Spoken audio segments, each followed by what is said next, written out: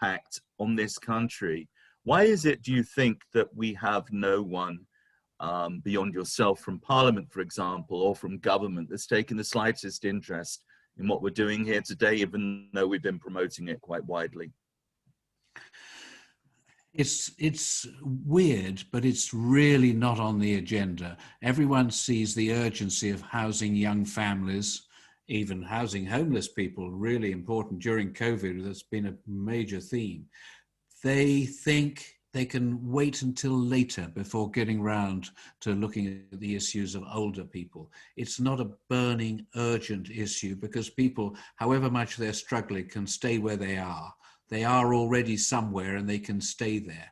The people who aren't somewhere already that's satisfactory in any sense are younger people who must be helped today.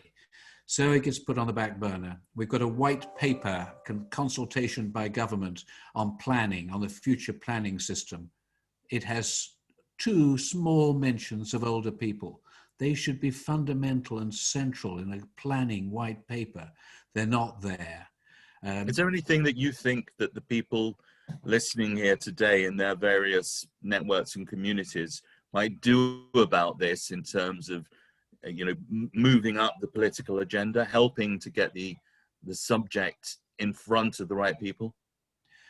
I get a glimmer of hope now and again, and twice in the last 10 days or so, I've listened to and been in webinars with the Minister for Housing, Chris Pincher, he's called, our current housing minister. I'm afraid they don't last long, our housing ministers, but while we've got them, we need to influence them.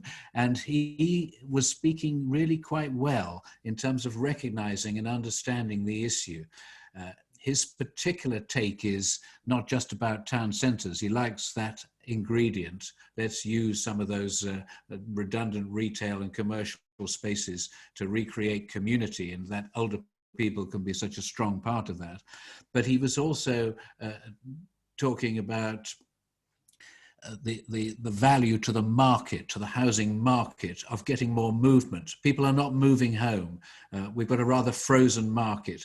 And if older people were given a special incentive to look around and find those homes that they need, because they didn't have to pay the tax that everybody else has to pay. And we hate to let a good bargain go, don't we? If we as older people get a bargain, we want that one for ourselves.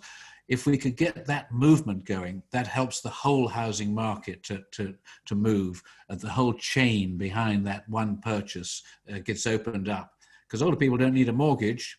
They'll get the cash and they'll move accordingly.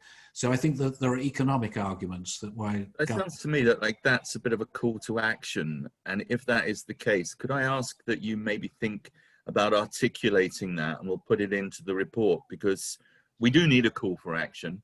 And if you've got some insights, I mean, you're reacting on the hoof now because I've put you on the spot, but actually I think it's quite important to think in a considered and strategic way and to share that information with our wider community as to what can be done. Okay, we are talking specifically in relation to the UK, but you know, what we do here can and should be amplified and perhaps picked up by other territories.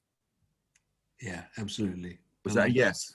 That's a yes there, Ian. Excellent, thank you. I'll come back to you with timelines. So, with grateful thanks and what would normally be applause, but I'm not going to ask people to do that virtually, we are going to move on